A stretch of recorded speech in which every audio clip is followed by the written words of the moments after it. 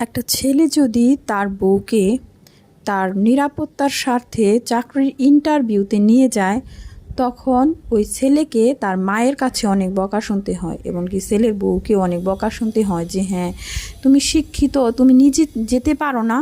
কিন্তু ওই ছেলেটাই যদি তার বোনকে নিয়ে যায় চাকরির ইন্টারভিউতে তার নিরাপত্তার জন্য, তখন সে তার মায়ের কাছে অনেক ভালো হয়ে যায়।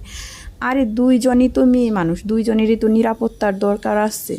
কিন্তু আমাদের সমাজের শাশুড়িরা এগুলো কেন বুঝতে চায় না সেটা আমার বোধগম্য নয়। মেয়েকে যে চোখে দেখে ছেলে বউকে এই চোখে এরা কেন দেখে না সেটাই আমি আজ পর্যন্ত বুঝতে পারলাম না। অথচ মেয়ে হয়েই মেয়েকে বেশি হিংসা করে মানুষজন। মেয়ে হয়ে মেয়েকেই হিংসা করার মানুষের এখন আর অভাব হয় না।